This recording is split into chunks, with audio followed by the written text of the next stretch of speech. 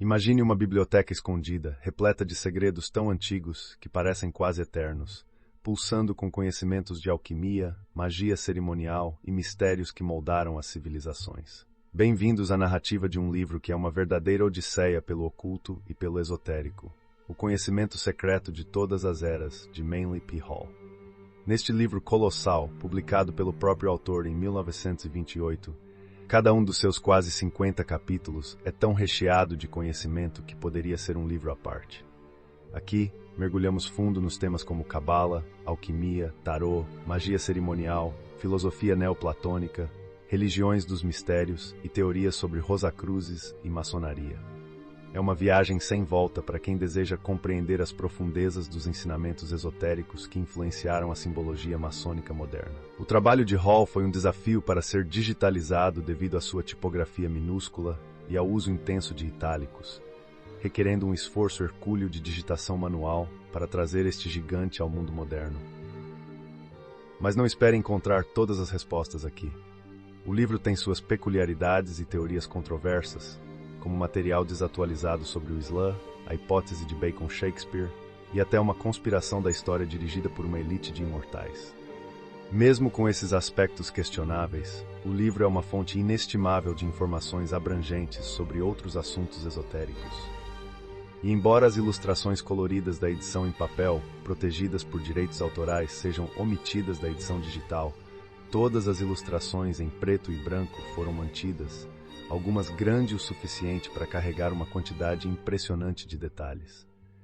Neste primeiro passo da nossa jornada, apresentamos a estrutura que será nosso guia, desde a discussão das antigas sociedades secretas até os mistérios da alquimia, passando pela filosofia de Pitágoras e pelos ícones simbólicos dos insetos, animais e pedras preciosas. A obra de Hall é um mapa para o território vasto e muitas vezes não mapeado do conhecimento secreto, prometendo iluminar os muitos caminhos pelos quais o esotérico influenciou e fundamentou os alicerces de pensamentos e práticas tanto antigas quanto modernas. Preparem-se, porque só começamos a afrouxar o selo deste baú de conhecimentos profundos e misteriosos. A viagem ao coração do ocultismo já começou. Neste segmento do livro Conhecimento Secreto de Todas as Eras, o autor Manly P. Hall dá início a uma exploração profunda dos sistemas filosóficos secretos e das sociedades misteriosas que moldaram as crenças e práticas esotéricas ao longo da história.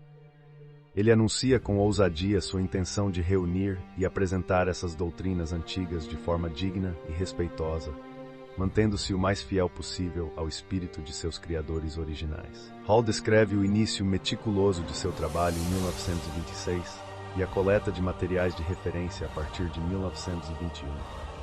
Afirma ter eliminado notas de rodapé em favor da clareza e incorporado citações e referências no texto principal, com a adição de uma extensa bibliografia e um índice temático para a navegação. Embora reconheça não ter nenhuma doutrina própria para propagar, ele destaca seu empenho em evitar interpretações deturpadas e a promoção de consciência acerca dos ensinamentos místicos, apesar de serem considerados absurdos pelo pensamento moderno. O processo de traduzir os textos antigos consumiu muito do esforço de pesquisa, envolvendo múltiplas línguas e colaboradores. Hall expressa gratidão às bibliotecas e indivíduos que o ajudaram, evidenciando que sua obra é o resultado de uma ampla colaboração. O prefácio termina com Hall destacando a considerável demanda pré-publicação do livro, inédita na história da publicação de livros. Com a financiagem da edição possibilitada pelos assinantes em pré-venda, ele agradece a todos que apoiaram o projeto antes mesmo de sua concretização. Após o prefácio, é apresentado o sumário, que enumera capítulos futuros, detalhando tópicos como as sociedades secretas e os mistérios antigos, descritivos dos sistemas educacionais da antiguidade, os mistérios eleusinos, a lenda de Atlantis, o simbolismo do corpo humano e a lenda de Hiram, entre muitos outros. Este trecho serve como uma introdução abrangente e prepara o leitor para a imersão em temas que vão de mistérios antigos e iniciações a simbolismo hermético e tradições ocultas, prometendo uma viagem intelectual e espiritual através de séculos de sabedoria esotérica. Mergulhamos mais fundo na tapeçaria simbólica que perpassa as eras e neste panorama encontramos Jonas e a baleia emergindo como parábolas de fé. O peixe se torna ícone de Cristo e o escaravelho egípcio, um símbolo de renascimento. Avançamos para ver como até os insetos carregam significados celestiais, como a mosca de Júpiter nos mitos antigos. Observamos como a figura mitológica da serpente se entrelaça com a sabedoria e o conhecimento em culturas ao redor do globo. O crocodilo sagrado no Egito e a pomba, emblema da paz e do feminino divino, continuam nossa viagem simbólica no caminho cruzando com a fênix, símbolo da regeneração eterna.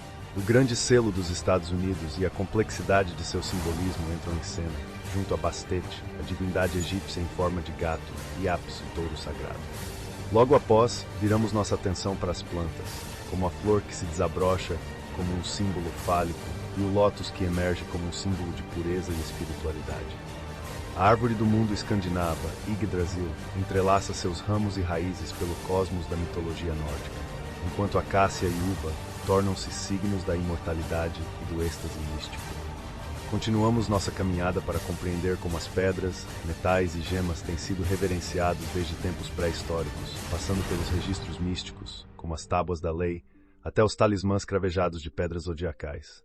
A magia cerimonial e a feitiçaria abrem portas de mistérios mais sombrios.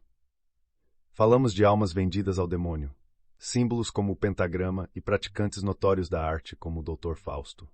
Depois, mergulhamos na teoria paracelsiana dos habitantes dos elementos, gnomos, ondinas, salamandras e sílfides, e exploramos a demonologia e práticas como o vampirismo.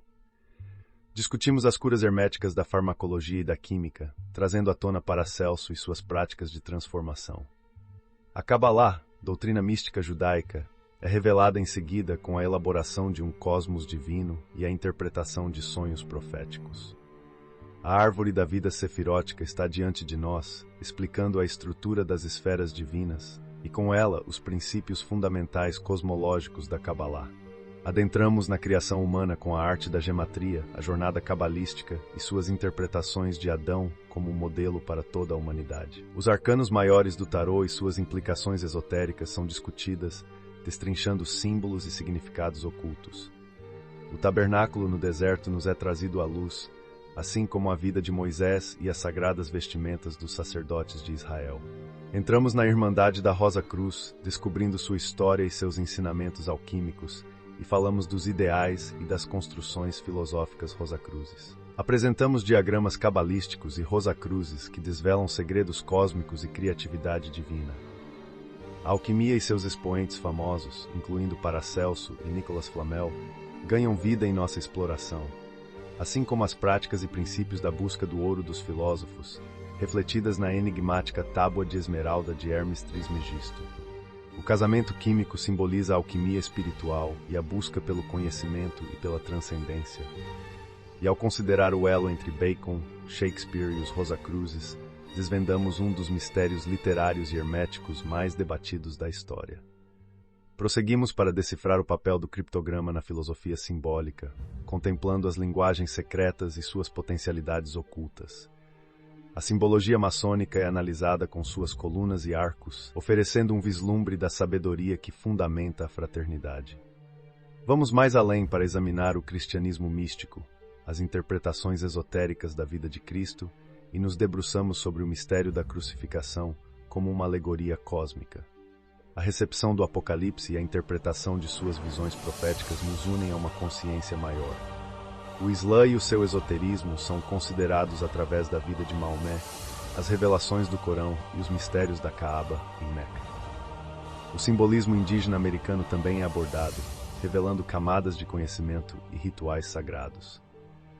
E nesta jornada filosófica épica, encontramos emissários dos mistérios que estendem uma cadeia de conhecimento através das eras, desde o século da razão até a nova fronteira espacial do pensamento. E refletimos sobre a definição de filosofia e sua missão em estabelecer uma relação entre o visível e o invisível. Este é um universo de saberes que desvela como cada cultura tentou compreender e exprimir a realidade por trás do véu do mundo material. É um caldeirão em ebulição de símbolos e sistemas que moldaram o pensamento humano ao longo dos milênios. Nesta jornada pela sabedoria antiga, observamos o pensamento de Anaxágoras, que via o divino infinito como a mente que move a si mesma, estabelecendo a conexão entre o atômico e o divino, onde a ordem universal foi criada a partir do caos original pela mente divina. Contrapondo-se, Arquelau via o mundo como um jogo de polaridades entre a mente e o ar, enquanto Heráclito enfatizava a mudança constante com o fogo como elemento primordial e dádiva divina. Avançamos para a escola itálica, com raízes no pensamento de Pitágoras, que emergiu como um dos primeiros a estabelecer uma comunidade de estudo coletivo, adotando a matemática como base para entender o cosmos e insistindo no filosofar como um modo de vida. Sua doutrina enfatizava a interconexão entre números e existência, estabelecendo a ideia da harmonia celeste. Xenófanes ganha destaque por questionar as narrativas míticas e por conceber um Deus uno, imutável e completo em si mesmo, algo que Parmênides e Melisso, da escola eleática, expandiram, desafiando a confiabilidade dos sentidos e propondo um ser único e imutável como a essência do real. Leucipo e Demócrito então apresentam uma visão cosmológica com o vácuo primordial sendo preenchido por átomos infinitos, manifestando a realidade física, dando forma ao pensamento que influenciaria concepções científicas futuras.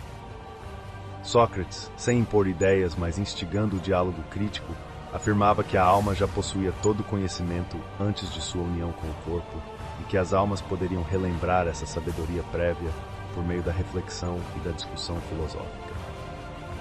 Propondo uma tríade de princípios, Deus, matéria e ideias, Sócrates via a filosofia como a senda para a verdadeira felicidade.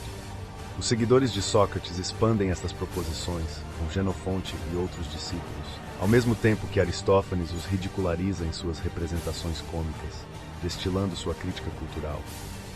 O antigo pensamento filosófico refletia a incessante busca do ser humano por compreender a sua relação com o cosmos, o divino e a própria alma. Cada escola, cada filósofo, trazendo sua peça para o quebra-cabeça da existência. Continuamos a construir essa narrativa. Cada pensador é um passo nesta jornada rumo ao conhecimento que transcende as eras. Mantendo nosso olhar no espelho da história, sigamos na exploração dessas ideias que são tanto parte do nosso passado quanto sementes para o nosso futuro intelectual e espiritual. Neste quinto trecho de O Conhecimento Secreto de Todas as Eras, mergulhamos no coração da filosofia antiga e suas escolas de pensamento que moldaram a forma como entendemos o mundo e a nós mesmos. Aristipo de Cirene, aluno de Sócrates, estabeleceu a seita dos Cirenaicos, que pregava o hedonismo, a busca do prazer como principal propósito da vida. Eles ensinavam que a principal forma de conhecimento é a reação emocional ao mundo, as sensações de prazer sendo a maior de todas as boas. Enfatizaram o agora, pois apenas o presente pode trazer prazer, ao contrário do passado e do futuro, que carregam arrependimento e incerteza. Em contraste, imagem um local com a inscrição que nenhum ignorante da geometria entre aqui. Estamos falando da Academia de Platão, com suas subdivisões em Antiga, Média e Nova. Platão viajou, aprendeu com os egípcios e os pitagóricos e teve uma filosofia de 3 partes: ética, física e dialética. Ele acreditava no conhecimento como reminiscência e definiu Deus como a essência eterna. Platão postulou que existem 3 ordens de ser: o que se move sem mover-se, o automovido e o movido. Após a morte de Platão, 2 grupos surgiram: os acadêmicos, que continuaram em sua linha, e os peripatéticos, que seguiram Aristóteles no Liceu. Aristóteles, com uma mente fenomenal, era conhecido por sua exploração em quase todos os campos do conhecimento. Ele dividiu a filosofia em prática e teórica, vendo a alma como composta de partes nutritivas, sensíveis e intelectivas. Por fim, definiu Deus como o primeiro motor, inabalável e eterno. O ceticismo de Pirro de Elis e Timon questionou a possibilidade de conhecimento absoluto, argumentando que as verdades são indetermináveis, levando a uma filosofia de continuidade da busca e suspenso do julgamento. Já os estoicos, com Zeno à frente, propuseram uma filosofia materialista que reverenciava a resignação voluntária às leis naturais, uma devoção que se manifestava na meiguice e resignação diante das provações da vida.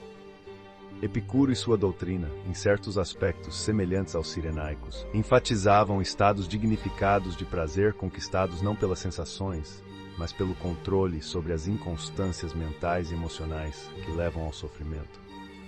Finalizando, contemplamos o ecletismo, a arte de selecionar doutrinas de escolas filosóficas antagônicas, criando um sistema que reflete as crenças pessoais do filósofo eclético. avistamos aqui a diversidade de pensamentos que moldaram a sabedoria antiga, uma tapeçaria rica de entendimentos do mundo e da nossa posição nele. Mergulhemos nas profundezas da filosofia antiga e percebamos como ela serve de alicerce para pensamentos modernos. No auge do primeiro século, em Alexandria, a escola neopitagórica tomava forma, com Apolônio de Tiana e Moderatus de Gades integrando suas figuras notáveis.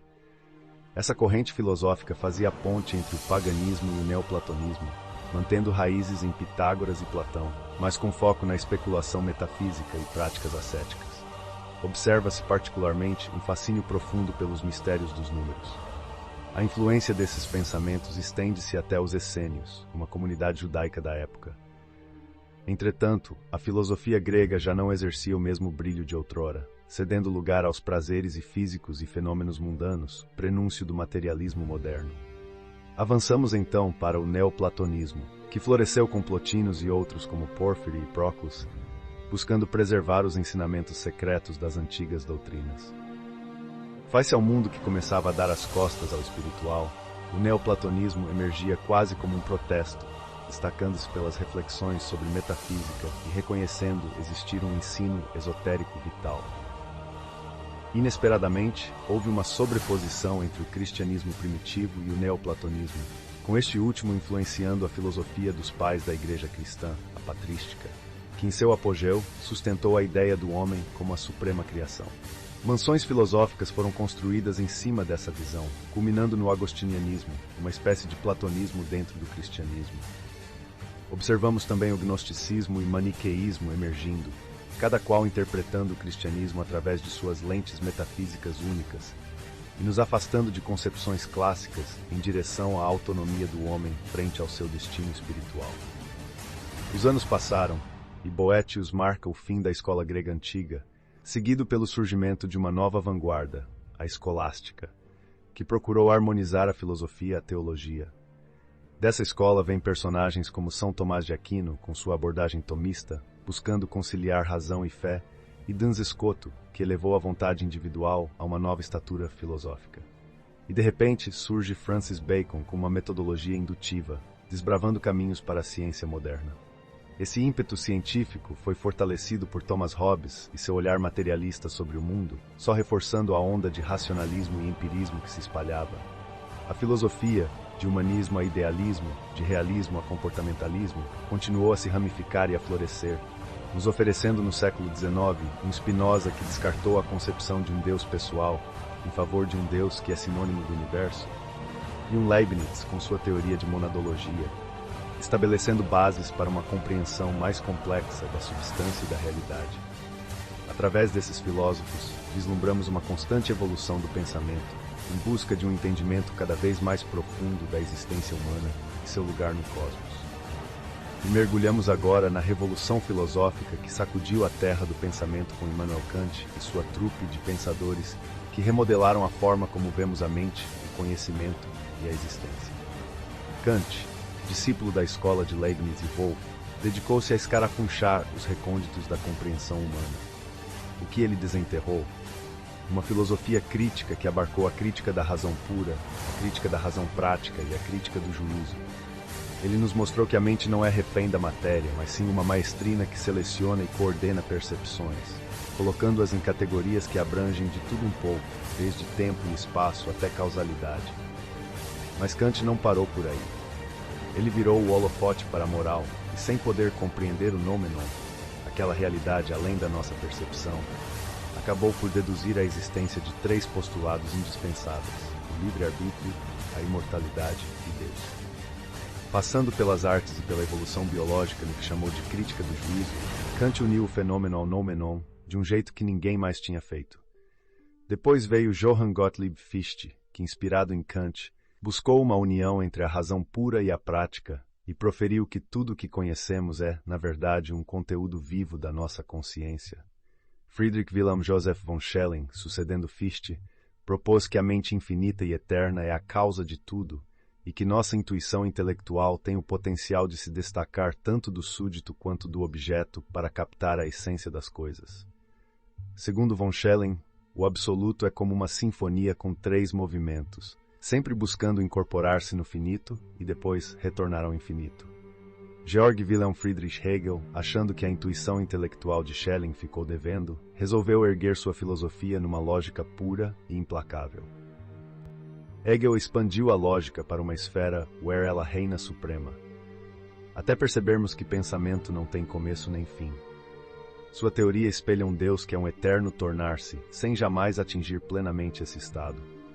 E então surgem contrastes como o realismo de Johann Friedrich Herbart, que vê o universo como um fenômeno móvel passando pela nossa mente, e a filosofia de Arthur Schopenhauer, que eleva a vontade a protagonista da existência, com o intelecto a reboque, lutando contra impulsos cegos.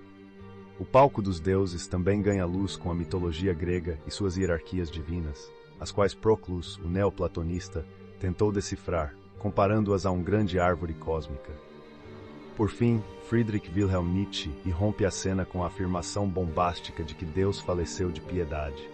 Nietzsche trouxe a ideia do eterno retorno e colocou a vontade de poder no pedestal, chocando os alicerces com a aspiração de cultivar o super-homem, acima do convencional e do medíocre. Essa viagem pela mente dos gigantes da filosofia alemã nos deixa com o gostinho das vastas escolas de pensamento que ainda estão por vir, incluindo freudianismo, relativismo e até as contribuições francesas e inglesas, como o cartesianismo e o empirismo de Locke e Hume. Eis o esboço de um mapa mental que salvaguarda os tesouros da razão humana, esculpidos não na pedra, mas nas páginas vivas da nossa história filosófica. Respiramos fundo antes de mergulhar mais uma vez nesse oceano intelectual que ainda tem muito a revelar nos próximos trechos desse estudo monumental sobre o conhecimento secreto de todas as eras. No turbilhão das filosofias que moldaram nosso pensamento, George Berkeley desafia a visão de Locke com um idealismo audaz, propondo que o conhecimento reside não em objetos materiais, que ele argumenta nem existirem, mas em ideias. Esta corrente, que permeia e governa o universo com a mente, sugere que tudo o que percebemos poderia ser uma mera invenção mental.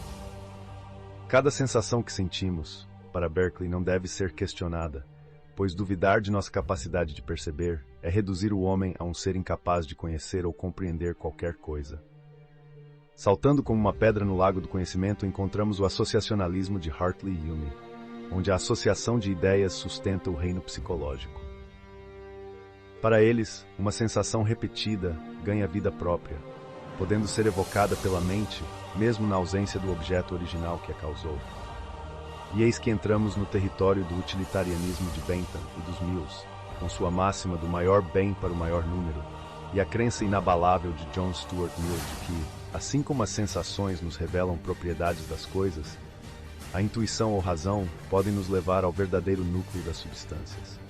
A doutrina de Darwin, com sua seleção natural e evolução física, entra vigorosamente na dança, seguida de perto pelo agnosticismo e neo-hegelianismo, o primeiro proclamando a incognoscibilidade da natureza última das coisas, o último, um renascimento do idealismo de Hegel. Herbert Spencer surge com uma visão de evolução como complexidade crescente e equilíbrio, onde Deus é a inteligência infinita, manifestando-se através dos tempos.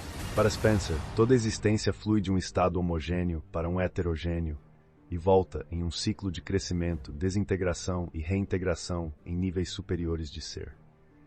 E na esteira de Spencer, olhamos para a filosofia italiana com Bruno, que balança as fundações de seu tempo, colocando o Sol como uma estrela entre inúmeras outras. Junto a ele, a Vicoisme de Vico enfatiza uma divindade que opera através de leis naturais refletidas em nossas instituições humanas.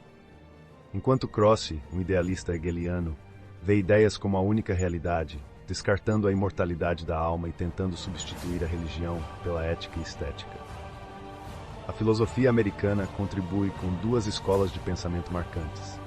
O transcendentalismo de Emerson, enraizado no poder do transcendental sobre o físico, e o pragmatismo de William James, onde a verdade é um meio para um pensamento eficaz e as consequências são o solo para o discernimento da natureza das coisas.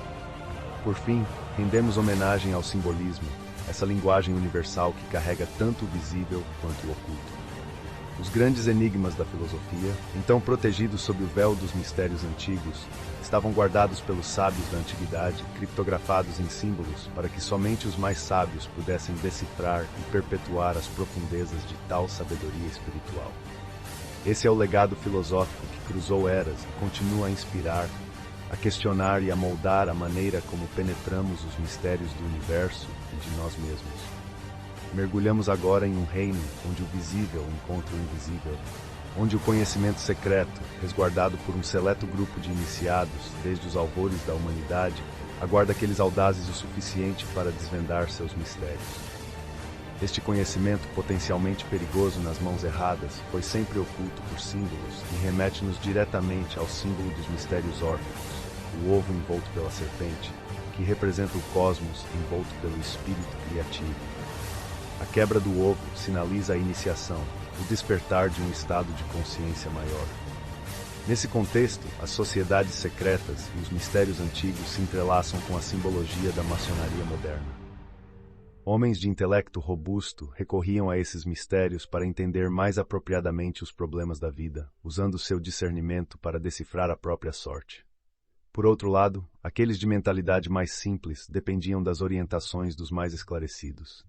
Aqui fica claro que o conhecimento era estratificado, ensinamentos esotéricos para os poucos avançados e interpretações literais para a massa não qualificada. Na antiguidade, a verdade maior das leis naturais era mascarada pelo véu do mito. Deidades representando energias procriativas eram reverenciadas pelo público geral, ao passo que os iniciados viam estas figuras como representações simbólicas de verdades abstratas e profundas. Templos eram palco não apenas para a adoração popular, mas também para as escolas dos mistérios, que cultivavam conhecimento secreto passado somente aos iniciados, através de rituais por vezes implacáveis. Plato, um desses iniciados, foi muito criticado por revelar parte desse conhecimento secreto em seus escritos. Além disso, há um olhar perspicaz sobre como quase todas as sociedades antigas possuíam sua religião de Estado, mas, paralelamente, havia conhecimento reservado somente para a elite filosófica. Muitos dos cultos desapareceram sem deixar vestígios de seus segredos. Contudo, a maçonaria preserva alguns desses rituais e simbolismos. Fica evidente que as escolas dos mistérios desempenharam um papel significativo na configuração do conhecimento humano, instando seus discípulos a viverem com integridade e a verem a vida correta como o sacrifício mais aceitável a Deus. Vale ressaltar que, com o declínio moral das sociedades, essas escolas de mistério degeneraram-se, permitindo que práticas degradantes se infiltrassem, até que apenas uma casca vazia de seus ideais originais perdurou. Nesse declínio, poucos fiéis lutaram para manter a verdadeira sabedoria da extinção. Em meio a esse panorama, a relação problemática entre os primeiros cristãos e os mistérios pagãos é abordada, com os mistérios acusando o cristianismo de não demandar virtude para a salvação. Portanto, o ensino é que a elevação do homem decorre do entendimento e do seguimento das leis divinas, e as escolas dos mistérios buscavam reacender os poderes espirituais adormecidos na alma humana. Contudo, as escolas de mistério não devem ser percebidas como fenômenos exclusivos da civilização. Há indícios de seu conhecimento mesmo entre os povos mais primitivos, significando uma talvez vasta, ainda que oculta, influência sobre distintas culturas ao redor do globo. E para entrelaçar a sabedoria antiga com o solo onde agora pisamos, somos levados aos mistérios druidas, incorporados na história da Grã-Bretanha e da Gália. Estes mestres do conhecimento, os druidas, equilibravam o papel sagrado e científico, sendo tanto sacerdotes como médicos e vetores de um entendimento profundo sobre a natureza e seus elementos, como o visco sagrado, coletado com extrema reverência e cerimônia.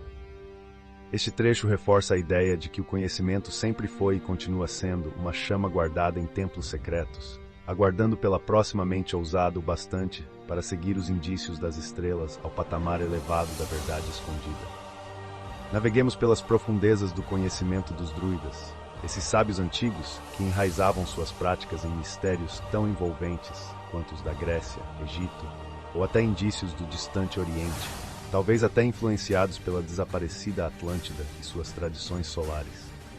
A estrutura de sua sabedoria secreta se dividia em 3 níveis distintos de iniciação.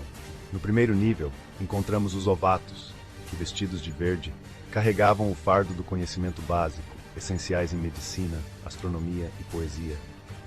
A segunda camada pertencia aos bardos, trajando o azul celeste, símbolo de harmonia e verdade, recitando cerca de 20.000 versos de poesia sagrada dos druidas, memorizados com fervor. Finalmente, no ápice da hierarquia, erguiam-se os druidas, engalanados em branco, cor da pureza e do sol, dedicados a cuidar das necessidades religiosas do povo. A ascensão ao mais alto cargo entre eles, o título de arquidruida, não era apenas uma questão de linhagem, e sim uma eleição baseada na virtude e no conhecimento.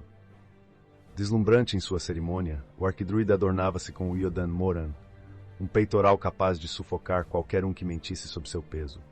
A tiara, reminiscente dos raios do sol nascente, e um broche mágico completo com uma pedra branca que supostamente atraía o fogo divino dos céus, eram peças de um simbolismo poderoso. Os druidas, sábios e parcos em palavras sobre seus mistérios, cultivavam uma estreita relação com o natural, honrando espíritos da natureza e divindades gálicas, algumas surpreendentemente paralelas aos deuses gregos e romanos que César descobriu em suas conquistas. Eles eram homens de ciência e moral, vivendo frequentemente como ascetas, em abstinência e dedicação profunda ao conhecimento oculto e celestial. A iniciação nos mistérios druidas era uma jornada de purificação e provação. O neófito era submetido a testes de caráter e força, envoltos na escuridão de florestas ou cavernas, para aprender sobre a criação do universo, os deuses, as leis da natureza, medicina oculta, os movimentos dos corpos celestiais e os fundamentos da magia e adivinhação. Curiosamente, as cerimônias de iniciação druida alinhavam-se com os solstícios e equinócios, com destaque para o nascimento do deus do sol ao amanhecer do dia 25 de dezembro. Entre seus símbolos sagrados, o carvalho, o sol, a lua e estrelas tinham grande importância. Até mesmo a serpente e a cruz, uma antiga representação da divindade suprema em forma de T. As conexões com o filósofo Pitágoras, a presença de uma Madonna druídica com um filho nos braços e a reverência ao poder de salvação de todos os seres, após purgação e aprendizado através das várias vidas, mostram a complexidade e a profundidade da espiritualidade e filosofia druídica. Passando pela celebração de festivais e dias santificados pelo ciclo lunar e solar, chegamos à última revelação desse trecho. Os 3 graus dos mistérios druidas e as severas provas enfrentadas pelos iniciados, como ser sepultado em um caixão ou lançados ao mar em um barco aberto. Sobreviver a esses rituais era ser renascido, um seleto grupo então ensinado nos segredos mais velados, capturados em eras passadas pelos druidas. Este é o mundo misterioso da antiguidade, entrelaçado com segredos e rituais que ecoam a busca eterna da humanidade por compreensão e conexão com o divino, elementos que ressoam até hoje nas práticas espirituais modernas. Exploramos agora as poderosas narrativas místicas e as práticas sagradas que tecem a complexa tapeçaria da fé antiga. Na Inglaterra, restos imponentes de pedras de um altar a céu aberto conhecido como Stonehenge ainda ecoam o misticismo nocturno dos druidas. Como esses gigantes de pedra foram transportados, continua a intrigar a mente moderna, mas são estas marcas silenciosas do passado que nos contam uma história de reverência celestial e poderes obscuros da noite. Neste contexto, mergulhamos nas crenças antigas que habitaram as terras da Pérsia. Emergem 2 princípios eternos que tecem o destino do cosmos e da humanidade. Ahura Mazda, o espírito do bem, criador de hierarquias de anjos e arcanjos, e Ahriman, seu antagonista primordial. Ahriman, nascido belo e puro, escolhe o caminho da rebelião e ciúme, tornando-se o emblema do mal após a criação da luz por Ormuzd. Sua influência permeia a matéria e se entrelaça na dualidade eterna da alma humana, dando início a um embate cósmico que se estende por eras. O ponto central desse embate é a figura equilibradora de Mithras, o deus da inteligência, surgindo como mediador. Os rituais dedicados a ele se desenrolam em cavernas subterrâneas, refletindo as profundezas da terra e as batalhas secretas entre luz e escuridão. Essas práticas místicas, com rígidos graus de iniciação envolvendo a simbologia da coroa, da armadura e do manto, todos encimados pelas signaturas celestiais, compartilham um terreno comum com tradições que mais tarde floresceriam na cultura ocidental, incluindo a maçonaria. Curioso é que mesmo com a supressão e o esquecimento forçado pelo poderio da igreja cristã primitiva, os ecos da fé mitraica ressoam em traços compartilhados com o cristianismo. De rituais de nascimento a simbolismos de ressurreição e juízo final, Mitras e Cristo andam em caminhos paralelos, apesar de suas origens distintas. E se todos esses laços cósmicos não fossem suficientes, a prática venerável de imergir no mistério de Mitras excluía as mulheres, enquanto os homens marcados com a cruz egípcia eram honrados como leões após passarem por provações que os purificavam. Nesses dramas sagrados, encenados em antros de silêncio e segredo, o imaginário do touro celestial sacrificado por Mitras cristaliza-se como uma promessa de renascimento e fertilidade para o mundo. E assim os ciclos giram, os crentes ascendem, e no universo esotérico onde tudo se entrelaça, a experiência mística desses antigos cultos encontra seu reflexo no desenvolvimento das sociedades secretas. Mitras, emergindo da pedra, é a imagem perfeita da alvorada que rompe as fronteiras do horizonte, um símbolo solar eterno que desafia as eras. Finalizamos este fragmento da narrativa com a advertência de que não se deve confundir o Mitra persa com o Mitra védico, mostrando que as influências de Mitras no Ocidente foram significativas, deixando impressões indeléveis que possivelmente se infiltraram na maçonaria moderna, como sugere o simbolismo da escada de 7 degraus. Assim, seguimos adiante neste grandioso livro do conhecimento oculto, onde cada página revela um novo mistério e o legado inquietante de uma humanidade eternamente em busca da luz nas sombras do passado. No cerne da sabedoria antiga transita a complexa figura de Simão, o mago, um pensador profundamente estabelecido nos mistérios do gnosticismo. Este trecho nos desvela a sua visão pioneira dessa filosofia misteriosa, detalhando as suas percepções sobre o universo, os seres espirituais e a criação da realidade material. Simão via o cosmos como uma dualidade nascida de uma raiz invisível e inconceptível, uma potência intocável chamada Baitos. Esta fonte eterna desdobrou-se em 2 princípios primordiais: a mente universal, ordenadora de todas as coisas, e o grande pensamento, gerador de todos os seres.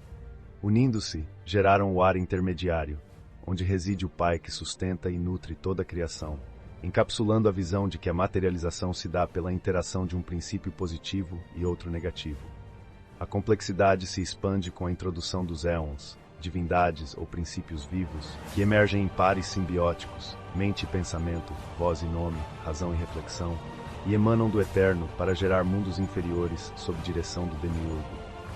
Este, ao mesmo tempo imortal e mortal, é visto como responsável pela nossa existência terrena e pelas tribulações próprias da vida física.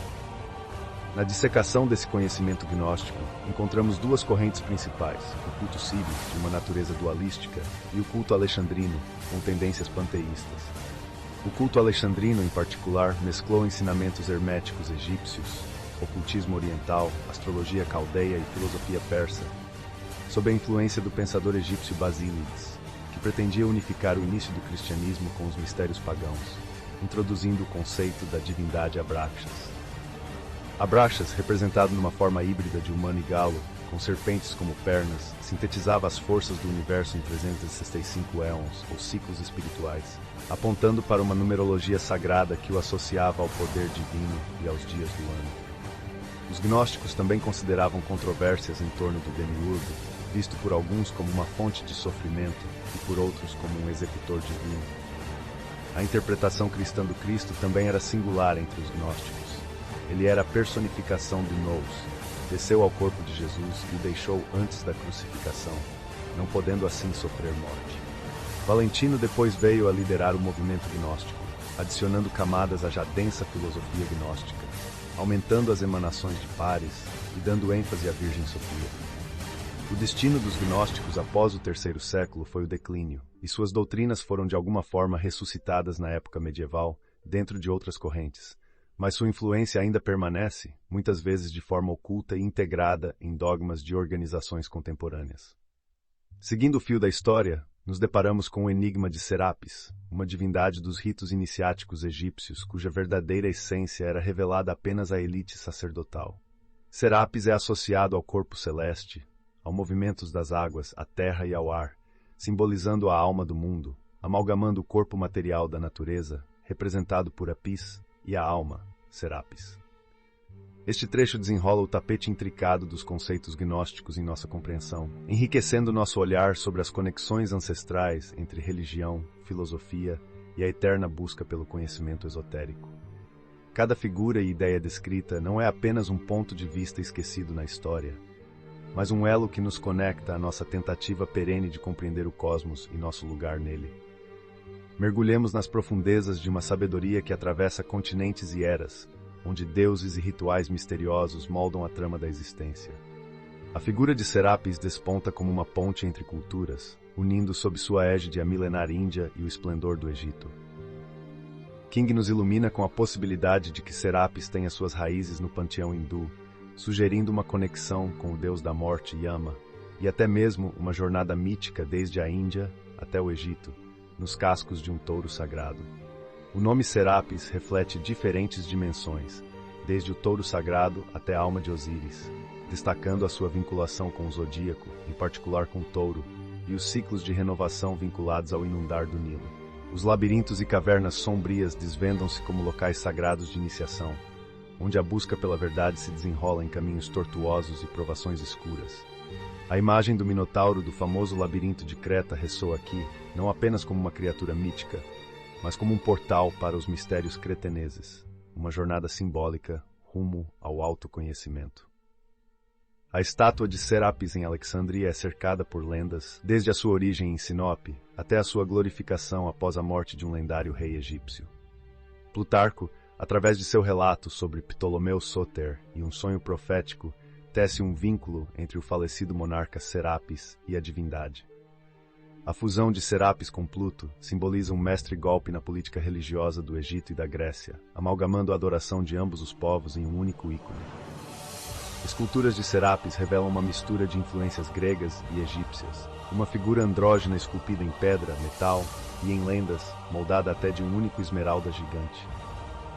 Clemente de Alexandria nos apresenta um Serapis indígeo, nascido da combinação de metais preciosos e restos mortais de outras divindades. O culto a Serapis expande-se, revelando-se em cerimônias onde se cantavam as 7 vogais e se retratava o deus com uma coroa de 7 raios, aludindo a inteligências divinas manifestas na luz solar. A destruição de sua imagem pelo Édito de Teodósio e os achados curiosos sob o Serapeum em Alexandria apontam uma surpreendente interconexão entre Serapis e o cristianismo emergente. Avançamos agora para o terreno obscuro e místico das Odinistas, onde Sigge assume a identidade de Odin, institui um sacerdócio de iniciados e propaga os rituais secretos da morte e ressurreição de Balder, simbolizando luto e renovação sagrada. Cada figura e rito delineiam a complexa tapeçaria do conhecimento oculto, costurando a matéria e o espírito em uma narrativa que transcende o tempo e o espaço, desafiando os iniciados a viajar além do visível, rumo ao coração pulsante do mistério. Mergulhamos nas profundezas do conhecimento ancestral, com o estudo das poderosas e enigmáticas tradições dos mistérios de Odin, guardados pelos 12 Drottars, figuras que representam os signos do zodíaco e preservam as artes e ciências antigas. Essas práticas, modeladas após rituais gregos, persas e bramânicos, enfrentaram sua extinção diante do crescimento do cristianismo e da corrupção interna. O cerne dos mistérios de Odin gira em torno da narrativa do Criador Supremo, All-Father, e seu representante Odin, que com a ajuda dos deuses Vili e Vé, esculpiu o universo do gigante Ymir. Notavelmente, o Palácio Asgard e a Morada de Valhalla são componentes essenciais nessa cosmogonia, onde os deuses combatem e festejam eternamente. Balder, o Cristo escandinavo, surge como a alma caridosa e amada entre os deuses, cuja morte pela mão do fatídico Hroth, influenciado pelo malicioso Loki, encarna o sofrimento e a busca pela renovação espiritual, um paralelo claro ao mito cristão. Isto pavimentou o caminho para o estabelecimento das práticas místicas, onde os iniciados simbolicamente reviviam a ascensão de Balder, superando provações e adquirindo sabedoria transcendental. Os iniciados tinham que navegar por 9 câmaras subterrâneas, cada uma simbolizando um dos 9 mundos de concepção nórdica, desde Asgard, o reino celestial, até Helheim, o abismo dos mortos, buscando a verdade oculta e empunhando o anel sagrado como símbolo de renascimento e iniciação. Estas práticas ritualísticas influenciaram poderosamente a cultura, como visto na adoção da saga épica de Richard Wagner, O Anel do Nibelungo, que, embora adaptando livremente a história original, manteve o espírito majestático dos mitos nórdicos. Paralelamente, o texto alude às conexões entre as 9 esferas nórdicas e as 9 etapas por onde passavam iniciados nos mistérios de Eleusis, destacando que as figuras místicas e os segredos mais preciados da natureza eram amplamente compartilhados, ainda que sob diferentes nomes e formas nas diversas audiências ao longo das eras e civilizações. A sabedoria contida nestes mistérios persiste, influenciando a espiritualidade e a filosofia até os dias de hoje, encorajando o ser humano a transcender a ilusão materialista e despertar para sua verdadeira essência espiritual. Adentrar os mistérios da antiga Eleusis é como desvendar os segredos mais profundos de nossa alma. Saibam que nossos antepassados viam uma linha tênue entre a vida e a morte, e acreditavam firmemente que nossos espíritos vivos muitas vezes eram ofuscados por nossas personalidades animalescas mais básicas. Em Eleusis, ensinavam sobre a transmigração e a reencarnação, onde acredita-se que as almas deslizam para a existência material na hora mágica da meia-noite, quando os mundos invisíveis estão mais próximos de nós. As cerimônias de Eleusis possuíam uma vasta riqueza simbólica. Imaginem só, a história do sequestro de Perséfone por Plutão, senhor do submundo, era mais do que uma simples narrativa. Ela simbolizava a natureza divina sendo manchada pela alma animal e arrastada para as sombras de Hades, uma representação do nosso plano material. Os rituais duravam 9 dias e cada um tinha seu significado. No primeiro dia acontecia uma reunião e um processo de qualificação dos iniciantes. Depois, um cortejo ao mar, sacrifícios, competições, representações de dramas ritualísticos com simbolismo filosófico. Tudo isso fazia parte de um elaborado teatro iniciático que culminaria na exibição de urnas e jarros sagrados, importantes símbolos de Bacos. E vejam vocês, a faceta mais sombria dos mistérios era não apenas demonstrada no aspecto místico. Havia um aviso sobre o suicídio, apontando para um mistério profundo que tranca em tragédia aqueles que tiram a própria vida. O que é interessante é que o nome Mystis, dado aos iniciados dos mistérios menores, significava ver através de um véu, ou seja, eles tinham uma visão turva, uma prévia do que estava por vir. Apenas os que passavam por essas iniciações mais simples poderiam aspirar aos mistérios maiores, dedicados a Ceres e à busca de Perséfone, utilizando a intuição e a razão como tochas guias. Esse aspecto dual refletia a lenda de Perséfone, forçada a dividir seu tempo entre Hades e o mundo superior. Os ensinamentos maiores envolviam práticas secretas, possivelmente semelhantes aos mistérios bramânicos, codificados ao final com a expressão enigmática Conx on Pax. E assim a alma, simbolizada por Perséfone, aprendia a navegar entre o mundo dos vivos e o dos mortos, trazendo luz para a compreensão e libertação do espírito aprisionado à personalidade mundana.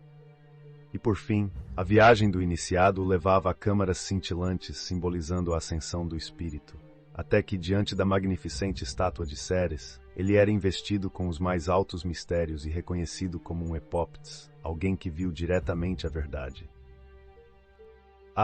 E não nos esqueçamos dos registros que sugerem fenômenos sobrenaturais ocorrendo durante esses rituais, eventos tão reais que muitos acreditavam ter visto os próprios deuses. Essa sabedoria antiga era tão reverenciada que somente poucas mentes brilhantes eram confiáveis para compreender e receber os ensinos mais elevados. E enquanto a massa era instruída nas interpretações mais simples, os verdadeiros mistérios de Eleusis eram mantidos seguros, aguardando por aqueles preparados para contemplar a majestade das verdades escondidas nestes ritos sagrados. Neste trecho, somos transportados para o mundo sagrado dos mistérios iniciáticos da antiguidade, começando com os mistérios de Eleusis. Aqui testemunhamos uma jornada simbólica através de 2 portões, um que leva ao mundo inferior, simbolizando o nascimento em ignorância, e outro que conduz para cima, a um espaço iluminado onde repousa a estátua de Ceres, representando o mundo superior da luz e verdade. A magnitude desses mistérios é evidenciada pelo templo de Eleusis, que acomodava até 30.000 pessoas. Pórfiro, um filósofo antigo, descreve com detalhes os símbolos da mitologia eleusiniana. O divino é associado à luz e materiais transparentes, como o cristal, ao passo que o ouro representa a pureza e uma pedra negra, a invisibilidade da essência divina. A divindade é retratada de várias formas humanas: jovem, adulto, masculino, feminino, para representar todas as facetas da razão suprema. Objetos como esferas, círculos e pirâmides simbolizam eternidade, movimentos celestiais e princípios ígneos. Esses mistérios resistiram por séculos, apenas desaparecendo com o decreto de Teodósio, 400 anos após Cristo, significando para seus participantes um ensinamento não só sobre a vida, mas sobre a morte. Cícero, o famoso orador romano, chegou a elogiar seu impacto na vida dos homens. Avançando para os mistérios órficos, Orfeu emerge como uma figura central, quase mítica, transmutando-se de homem à divindade. Fundador da teologia grega, propagador de ensinamentos morais e dotado de uma musicalidade divina, Orfeu usava suas harmonias para comungar segredos celestiais à humanidade. A trágica história de amor com Eurídice ilustra a busca da alma pela sabedoria e o risco da dúvida e da desconfiança. A mitologia de Orfeu é rica em simbolismo. Ele representa a doutrina secreta, a verdade revelada por meio da harmonia. A história de sua morte e de como suas canções continuaram a ecoar, mesmo após seu desmembramento pelas mulheres das Cicones, simboliza a persistência e a resiliência dos ensinamentos esotéricos. Os rituais dionisíacos e báquicos concentram-se ao redor do jovem deus Baco, cuja destruição pelos titãs reflete a batalha entre o estado racional e irracional da alma. A narrativa de seu renascimento, assim como o papel de Júpiter, o demiurgo, ilustra o eterno ciclo de vida, morte e renascimento. Este mito articula um poderoso ensinamento sobre a natureza divina do homem, composto tanto pelo elemento titânico, irracional, quanto pelo báquico, racional, enfatizando a importância da preservação do princípio racional da alma. Estas lendas antigas, ricas em simbolismos e alegorias, expressavam profundas verdades sobre a natureza da realidade, do universo e da jornada humana através da vida, morte e além. Em cada um desses mistérios, os iniciados buscavam compreender os deuses e o divino dentro de si mesmos, não pela lógica ou razão, mas por um sentido de conhecer interno e integral, revelando assim a presença do sagrado dentro do próprio ser. No coração da trama da humanidade, os mistérios de Baco surgiram para libertar a alma racional da natureza titânica e racional, símbolo de uma viagem mística da separação para a unidade. Como um quebra-cabeça disperso pelo mundo, somente ao reunirem os fragmentos da divindade Baco, a plenitude seria alcançada, uma clara metáfora para a busca humana pela integração espiritual. Tão intrigantes quanto os de Baco são os ritos de Dionísio, tão entrelaçados que muitos consideram esses deuses como um único ser multifacetado, celebrando a complexidade da alma humana e do universo. Dionísio, em especial, tinha um brilho solar, simbolizando a iluminação e o conhecimento que transcende o ordinário. E em meio a tanta busca por sabedoria, surgiu uma sociedade secreta imbuída de mistério, os arquitetos dionisíacos. Antepassados dos maçons contemporâneos, os arquitetos dionisíacos combinavam a construção terrena com a ciência celeste. Atribui-se a eles a construção de muitos monumentos antigos, manipulando o conhecimento oculto e utilizando um idioma secreto e marcações especiais em suas obras. Há rumores de que até mesmo na construção do Templo de Salomão, esses arquitetos visionários emprestaram seu talento, mesmo não adorando o Deus de Salomão. É especulado que Quiron Abif, uma figura lendária na tradição maçônica, tenha sido um de seus membros. O capítulo seguinte do nosso mergulho no conhecimento escondido faz uma pausa nessas sociedades secretas para explorar outro mistério: Atlântida e os deuses da antiguidade. No ano de 1915, em um relatório do Smithsonian Institution, um fascínio renovado pela Atlântida surgiu, um interesse compartilhado por naturalistas e geólogos de todo canto. Cientistas começaram a se perguntar se Platão, em seus escritos, não teria passado adiante um resquício da verdadeira história da humanidade, especulando que uma região, um continente ou um grupo de ilhas teria afundado no Atlântico há não muito tempo. Juntamente com dados geológicos e zoológicos, observa-se o relevo do Oceano Atlântico, trazendo à tona lava a profundidades impressionantes, corroborando a declaração platônica de que a Atlântida foi consumida por cataclismos vulcânicos. Pinta-se então uma imagem de colapso continental, gerando um fervor em torno do estudo oceanográfico para resolver tal enigma histórico. Platão nos apresenta a civilização atlântica como uma gema de sabedoria e prosperidade, regida sob sábios princípios, mas eventualmente corroída por ambições desenfreadas. A narrativa nos conta como os Atlantes, desviando-se da virtude, provocaram a ira de Zeus, que convocou o resto dos deuses para contemplar sua queda, terminando sua história com um dramático submergir nas profundezas do oceano. Esse relato sobre Atlântida tem tanto de alegoria quanto de histórico, encerrando simbolismos profundos sobre a natureza tríplice do universo e do ser humano. Com isso, mergulhamos na filosofia profunda que relaciona os deuses da antiguidade com a estrutura zodiacal e cosmológica, uma visão que destaca tanto a ordem quanto o simbolismo por trás da concepção do mundo antigo. Em meio às lendas e mitos que atravessam mares e eras, o reino submerso de Atlântida levanta-se como um farol do conhecimento ancestral. Os reis da Atlântida, empunhando o tridente de Poseidon, dominavam sobre ilhas que simbolizavam poderes divinos e regentes terrenos, ecoando a cadência do sagrado e do profano. Em seu cerne, a submersão de Atlântida é uma alegoria da queda da consciência, mergulhando no reino ilusório e transitório da ignorância. Através da pena de Platão ou das mãos de escribas egípcios, a narrativa de Atlântida pode ter sido calibrada para manter a doutrina secreta a salvo, mas também confronta-nos com a possibilidade real de ter existido um continente cuja sabedoria e queda ressoam até os nossos dias. O Monte Olimpo, Mi-Asgard, todos emergem da lenda do templo no centro da Atlântida, cerne da sabedoria universal e origem das histórias de cidades divinas, pavimentadas em ouro e joias. Ignatius Donnelly, explorando as conexões mitológicas, revela nos deuses gregos figuras históricas exaltadas. Eles não eram criadores, mas sim administradores celestiais destacados por fabricantes mais antigos do universo. Mitos de paraísos perdidos, dilúvios em um mundo destruído pela água, todos podem encontrar suas raízes na cataclisma da Atlântida. O conhecimento religioso, filosófico e científico dos antigos sacerdotes será que emergiu do oceano, das profundezas de uma Atlântida submersa? O culto ao Sol Atlante sobrevive em rituais e cerimônias, e emblemas como a cruz e a serpente permanecem como ícones daquela sabedoria divina. Quetzalcoatl, a serpente emplumada, ascende como um iniciado da Atlântida até as Américas, e sua sabedoria espalha-se pelo mundo em pirâmides e templos. Mas que herança deixou a Atlântida, além dos triunfos de civilização? Foi dela também o germinar de ódio, guerra e perversão, um legado que perpetua o conflito em uma busca inútil por justificação e redenção. Antes de Atlântida afundar, seus iniciados iluminados, prevendo o destino iminente, retiram-se levando os preciosos ensinamentos para o Egito, tornando-se os primeiros governantes divinos daquela terra e depositários dos rituais mistérios que formariam o alicerce das diversas tradições religiosas mundiais.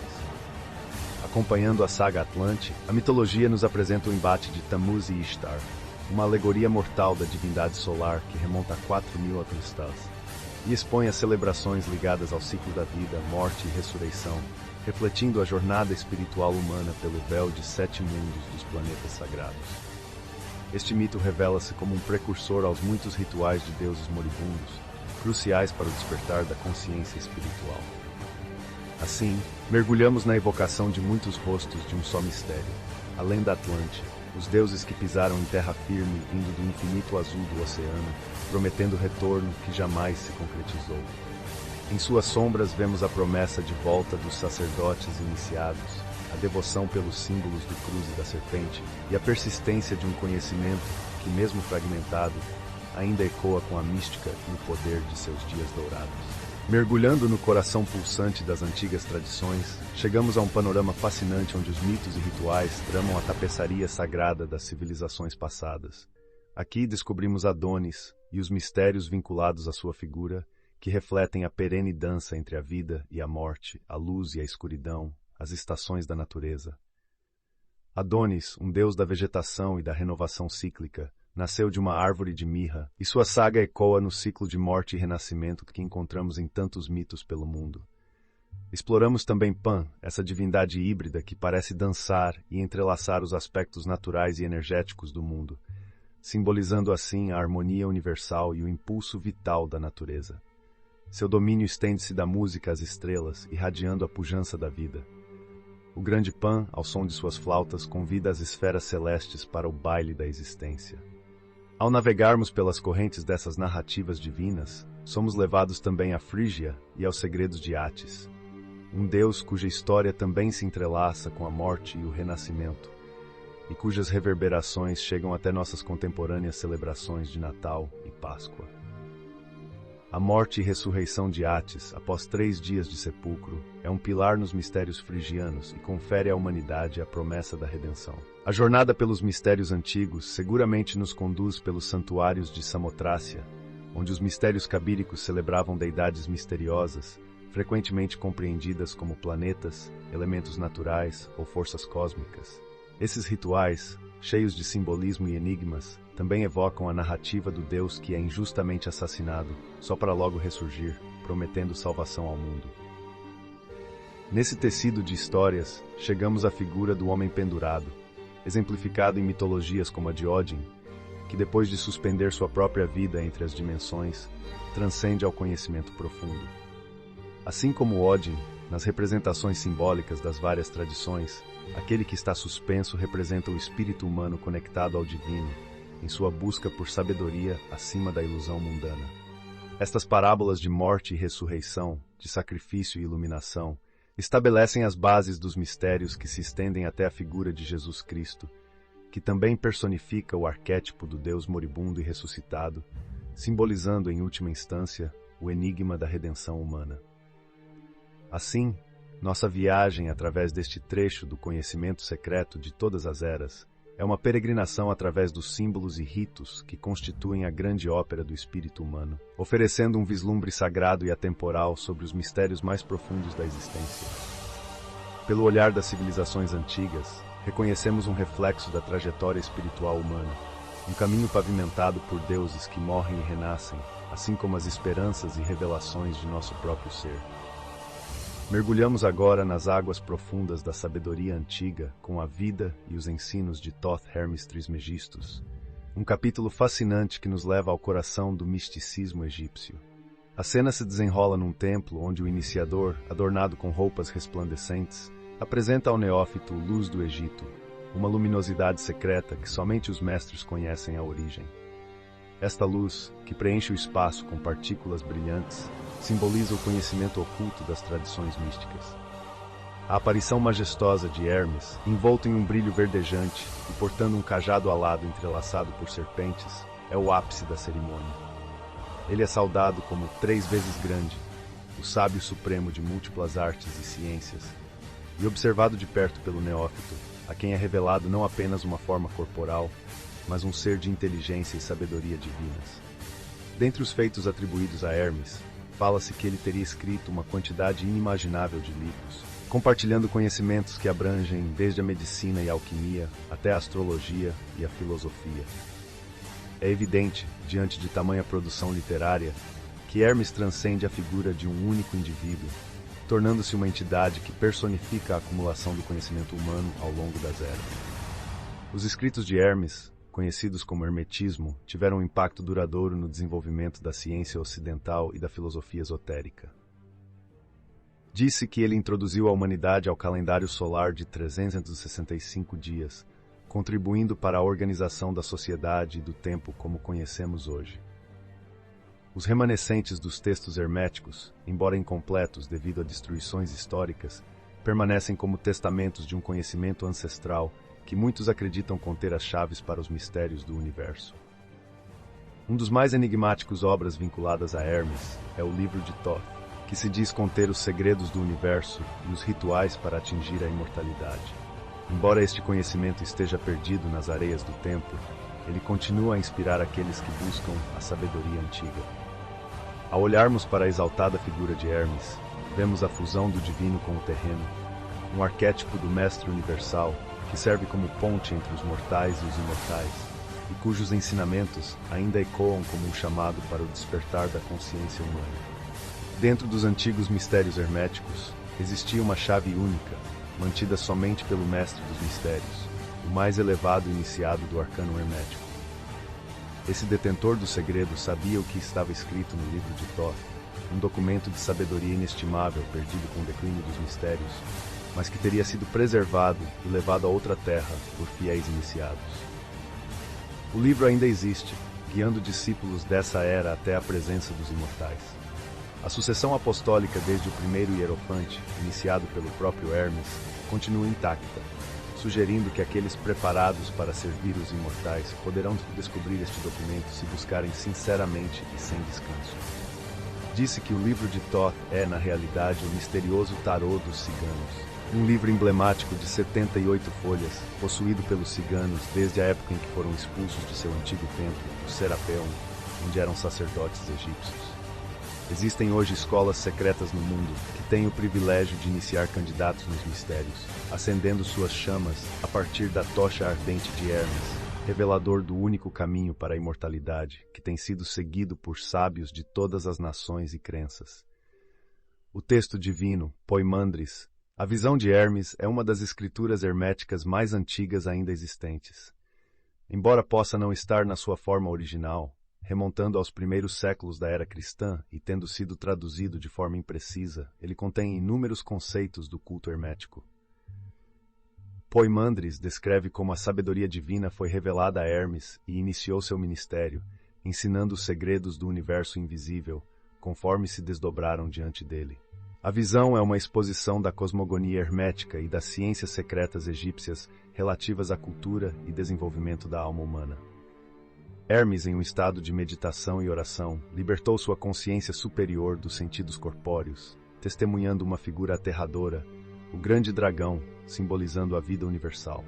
O grande dragão se identificou como Poimandres, a mente do universo, pedindo a Hermes que mantivesse sua imagem em mente e o instruiu sobre a natureza do universo e os deuses.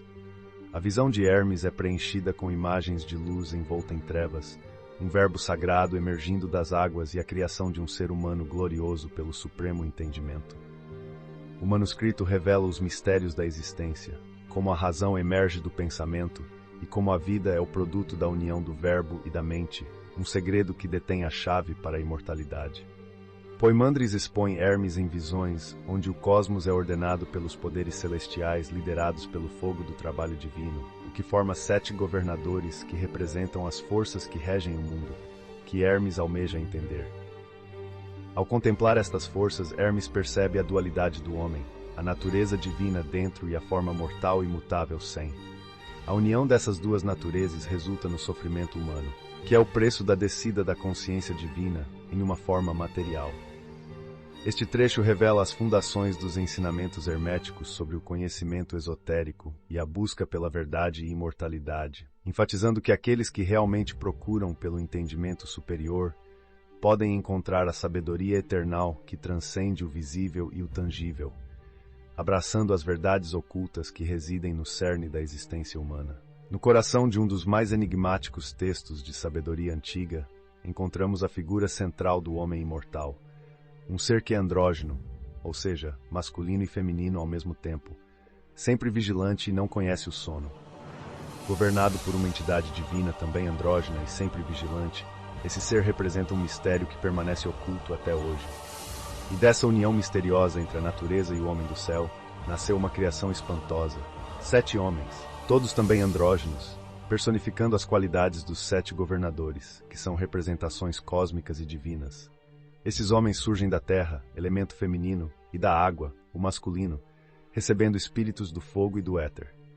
Homem, assim composto, é dotado de alma pela vida e de mente pela luz, recebidas do grande dragão, entrelaçadas por imortalidade e mortalidade. Durante um período, esses seres se reproduziam por conta própria, já que continham em si tanto o masculino quanto o feminino. Contudo, ao final desse ciclo, o destino desatou suas amarras e a ordem da criação foi alterada. Deus então falou, promulgando a multiplicação e crescimento dos seres, e ensinou que, embora a morte seja um fruto do apego ao corpo, o conhecimento da própria imortalidade está ao alcance daqueles que compreendem suas verdadeiras naturezas.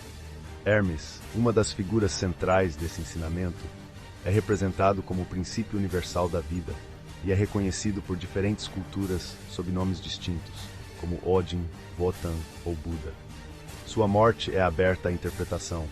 Uns dizem que Hermes foi transladado à presença de Deus sem experimentar a morte, enquanto outros creem que ele foi enterrado, deixando um tesouro, não de ouro, mas de conhecimento e escrituras sagradas. A expressão cão pastor de Hermes origina-se da comparação da humanidade a um rebanho de ovelhas, com Hermes atuando como o guia sob a ordem de um supremo pastor. Esta representação persiste nos rituais egípcios e na simbologia religiosa através do cajado de pastor. Posteriormente, Deus, através da providência e em harmonia com os 7 governadores, separa os sexos e dispõe sobre a união e a geração de novas vidas, desvinculando cada criatura da hermafroditicidade inicial. O homem ignorante, que ama apenas seu corpo, permanece nas trevas e sofre as dores da morte, ao passo que o sábio e justo busca a eternidade pelo entendimento da vida e da luz divinas. Poimandres, o grande dragão, revela a Hermes que apenas os puros e filosóficos podem compreender os mistérios da mente e são salvos pela palavra de Deus, enquanto aqueles que se entregam aos sentidos e emoções baixas permanecem em agonia e perpetuam suas próprias torturas. Ao falecer, os componentes materiais do homem retornam aos elementos, e o homem divino ascende até a 8ª esfera, da qual é originário. Os maléficos vão ao refúgio dos demônios, e as paixões e impulsos inferiores retornam aos 7 governadores. E assim o homem espiritual tem a oportunidade de retornar à pureza original, libertando-se das ilusões e ascendendo à 8ª esfera, local de verdade e louvor. Aqueles que não conseguem subir a escada de 7 degraus permanecem na escuridão e são carregados nas voltas da eternidade, aguardando um novo começo, enquanto os salvos pela luz da verdade se unem à luz divina, tornando-se poderosos dentro de Deus. E com essa sabedoria profunda, Hermes se torna um guia para os perdidos nas trevas. Ele espalha as sementes da sabedoria e guia a humanidade a ascender das sombras da ignorância à luz do conhecimento divino. Hermes, ao final de sua vida terrena, instrui seus discípulos a preservarem sua doutrina e, em seu último ato, reafirma seu compromisso com a verdade divina e o serviço à grande luz, em uma oração de gratidão e reconhecimento ao Pai de todas as coisas. Hermes encerra sua visão com um chamado ao despertar, à reflexão e à transcendência, lembrando que o divino reside dentro de cada um e que, através do entendimento e da prática da verdade, pode-se alcançar a imortalidade. Imaginem-se frente a uma estrutura colossal com seus fundamentos mergulhados em mistérios quase tão profundos quanto suas raízes na terra. Estamos no capítulo sobre a iniciação da pirâmide, do livro O Conhecimento Secreto de Todas as Eras, e aqui se desenrola a fascinante análise desta maravilha do mundo antigo, a Grande Pirâmide de Gizé. A pirâmide se eleva, não apenas como uma maravilha arquitetônica, mas como um enigma silencioso sobre uma civilização esquecida. Suas dimensões e alinhamentos matemáticos desafiam a compreensão e levantam perguntas sobre a origem e o propósito real desta construção colossal. Segundo o historiador antigo Heródoto, a pirâmide foi construída em degraus e elevada por máquinas simples de madeira numa operação gigantesca que durou 10 anos, consumindo grandes quantidades de alimentos e supostamente dinheiro. Contudo, esta narrativa é questionada no texto como uma possível farsa destinada a ocultar o verdadeiro significado da Grande Pirâmide. A ideia de que ela seria um túmulo do faraó Quéops é refutada por várias razões, incluindo a ausência de decoração fúnebre egípcia típica e a incerteza sobre quem realmente construiu esta edificação suprema. Algumas inscrições que poderiam dar indícios sobre seus construtores são meras marcas de pedreiros, e existe um debate sobre se a construção antecedeu ou não o dilúvio. Uma história árabe sugere que a pirâmide foi construída para se proteger do dilúvio ou como tesouro de um rei antediluviano. Califa Al-Mamun, no século III, até escavou a pirâmide buscando tesouros que acreditava estarem escondidos, mas sem sucesso. Com o tempo, as pedras de revestimento das pirâmides foram retiradas e reutilizadas. Surgem muitos problemas e teorias sobre a pirâmide, como se sua construção data da época antes do surgimento dos hieróglifos, ou até mesmo das religiões egípcias, ou se a pirâmide é realmente o produto de uma sabedoria iniciática profunda. Há indícios de que sua concepção pode estar alinhada a conhecimentos astronômicos sofisticados e cálculos matemáticos que refletiriam eventos celestiais de dezenas de milhares de anos atrás. As questões são muitas e os mistérios intrincados. No que concerne aos detalhes da construção, compreende-se que a pirâmide foi construída com pedras calibradas com extrema precisão, utilizando uma argamassa de alta qualidade e até diamantes como ferramentas de corte para as pedras de calcário. E curiosamente, a estrutura alinha-se de tal modo com pontos geométricos e astronômicos, que chega a quadrar o círculo, uma façanha que mescla geometria sagrada e misticismo. Neste ponto, enfrentamos o desafio de entender como as iniciações ocorriam dentro das câmaras da pirâmide, considerando que o acesso só poderia ser feito por passagens subterrâneas secretas, que hoje continuam desconhecidas, já que a entrada original ficava selada por pedras de revestimento. Assim, a Grande Pirâmide de Gizé permanece um dos maiores enigmas da humanidade, uma junção fascinante de engenharia, arquitetura e simbolismo esotérico, desafiando nossos entendimentos atuais e convidando-nos a refletir sobre o verdadeiro legado de civilizações antigas, seus conhecimentos e crenças. No coração das areias egípcias, a Grande Pirâmide guarda mistérios que desafiam até hoje os entendidos em história antiga e arquitetura. Um enigma particular, as rochas de granito que obstruíam o corredor ascendente à Câmara da Rainha. O califa Al-Mamun, quando da sua tentativa de explorar a pirâmide, teve que destruir essas rochas para conseguir seguir adiante. Mas como essas pedras poderiam ter sido colocadas lá? O estudioso C. Piazzi Smith propôs que as pedras foram postas de cima para baixo, o que implicaria que os trabalhadores responsáveis por essa façanha haviam deixado as câmaras superiores. Aqui o arquiteto Dupré entra em cena com uma teoria diferente. Segundo ele, o poço, que Smith acreditava ser um caminho utilizado tanto por trabalhadores quanto por ladrões, era na verdade uma entrada feita pelos próprios saqueadores. Dupré argumentou que a aspereza do poço e da câmara, conhecida como groto, destoam da precisão arquitetônica do resto da pirâmide, sugerindo que não faziam parte do projeto original, mas sim de um acesso improvisado e violento. A análise do Dupré levou à conclusão de que o poço não poderia ter sido escavado de cima para baixo, mas sim de baixo para cima. O propósito da grota? Prover ar para os ladrões enquanto trabalhavam. É difícil imaginar que os mestres construtores da pirâmide destruiriam um dos seus próprios blocos de rampa e deixariam uma superfície quebrada visível. A possibilidade de o poço ser uma obra dos ladrões joga luz sobre o mistério da pirâmide vazia encontrada por Al-Mamun, o que também levanta questões sobre o desaparecimento da tampa do caixão, possivelmente removida pelos saqueadores. Há ainda a intrigante nicho na parede norte da Câmara da Rainha. Enquanto guias locais a mencionam superficialmente como um santuário, o formato indica que talvez fosse parte de um corredor planejado. Dupré sugere que se o poço não existisse, talvez fosse por essa passagem que os trabalhadores saíram após colocar as pedras de granito na passagem.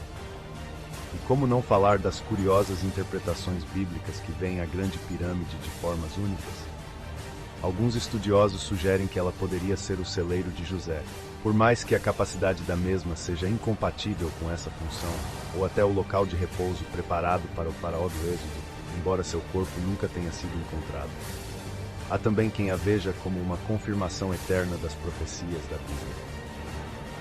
Em resumo, a Grande Pirâmide ainda é um livro aberto de mistérios, com teorias que tentam explicar os métodos de construção e as intenções por trás de suas estruturas enigmáticas. Cada corredor, nicho e câmara continuam a oferecer mais perguntas do que respostas sobre a civilização que a erigiu e sobre as culturas que a exploraram. Mergulhemos então nas areias do templo e revelaremos a majestade da Esfinge, essa estatuária bastante egípcia que guarda mistérios tão imponentes quanto o seu olhar que se perde no horizonte. O que ela simboliza?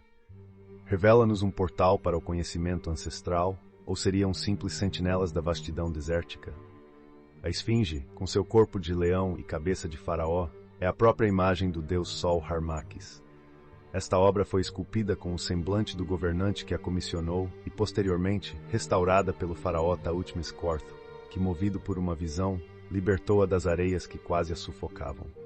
Curioso é o detalhe da barba quebrada encontrada entre suas patas dianteiras, sugerindo uma veneração que ia além do simbólico. Acredita-se que o coração da Esfinge é composto de uma única pedra colossal, ao passo que suas patas dianteiras são enigmas construídos por blocos menores. Este guardião de olhos alargados se estende por grandiosos 200 pés de comprimento, imponentes 70 pés de altura e 38 de largura, uma verdadeira maravilha que desafia não só a gravidade, mas também o nosso entendimento. Antigos especulavam que a Esfinge, uma figura esculpida com artefatos de pintura ainda vislumbráveis em seu semblante danificado, poderia ser uma entrada simbólica para a Grande Pirâmide. Contudo, apesar de teorias fascinantes sugerirem a existência de passagens entre a criatura e a pirâmide, a realidade física desse monumento nos diz que nenhum segredo bronzeado ou corredor oculto se revelou até hoje. Falando das galerias secretas, há estudiosos que sustentam a hipótese de que câmaras subterrâneas existam sob a Grande Pirâmide, teoria apoiada por evidências de espaços vastos debaixo da esfinge, o que a converte numa porta potencial para profundidades desconhecidas. Contudo, os construtores da Grande Pirâmide foram sábios o suficiente para não colocar tal peso colossal sobre nada menos que uma fundação sólida. O que isso nos diz? Que tais câmaras, se existirem, devem ser consideradas menores do que a imaginação popular pode supor. Eis, portanto, o enigma dual da esfinge, símbolo de força e inteligência, uma fusão das energias criativas positivas e negativas, como Gerald Massey desvenda. Ela senta-se quase diminuta quando comparada ao seu pano de fundo monumental, a Grande Pirâmide, um lembrete talvez do eterno e inescapável ciclo de vida, morte e renascimento. Por fim, fitemos a Grande Pirâmide, cujas câmaras e corredores mantêm-se tão misteriosos quanto a própria existência da civilização que a erigiu. Câmaras acima da Câmara do Rei com hieróglifos, passagens de ar que ventilam a estrutura maciça, e uma configuração de passagens labirínticas propõe mais perguntas do que respostas. E enquanto alguns a veem como um monumento a divindades distantes ou um mausoléu magnífico, outros acreditam ser um complexo livro de pedra, contendo o conhecimento de eras longínquas. Assim, a verdadeira magia da esfinge e da Grande Pirâmide pode não residir apenas em suas estruturas físicas, mas também nos símbolos e significados codificados em seus design imortal. Por enquanto, até que novas descobertas possam nos iluminar, eles permanecem guardiães solenes dos segredos do tempo e da história da humanidade. No coração místico do Egito Antigo, a Grande Pirâmide de Gizé se ergue como um farol de sabedoria oculta. Símbolo supremo do microcosmo e do macrocosmo, ela era, no entendimento iniciático, o primeiro templo dos mistérios, o repositório dos conhecimentos sagrados que formam a base de todas as artes e ciências. Mas o que significa essa massa imponente de pedra para os antigos, e o que pode significar para nós hoje? A estrutura piramidal espelha não só a configuração física da constelação poderosa do zodíaco, mas também o caminho ascendente da iniciação espiritual. Em suas câmeras secretas ecoa a sabedoria sagrada. Candidatos a iniciados entram como homens e emergem transfigurados, renascidos como seres iluminados. A história da pirâmide é a história do homem em busca da iluminação divina. Cada lado da pirâmide, adornado por uma das criaturas de Ezequiel, simboliza o fluxo de energias divinas que descem ao mundo material, difundindo sabedoria e inspiração. As câmaras internas representam centros espirituais dentro de nós, o coração, o cérebro e o sistema generativo, chaves para a ascensão espiritual. A ausência da pedra angular da pirâmide reflete o ensinamento de que apenas o divino é completo. E este vértice, se existisse, seria como uma série de pirâmides decrescentes se apoiando umas às outras até o infinito. Assim, o homem é visto como um bloco bruto tirado da pedreira do mundo, sendo lapidado pela cultura secreta dos mistérios até se tornar uma pedra angular, truída e perfeita. Nas profundezas da pirâmide existia uma figura enigmática, o iniciador, guardião do conhecimento mais profundo, visível apenas para aqueles que passaram pelos rigorosos estágios de purificação.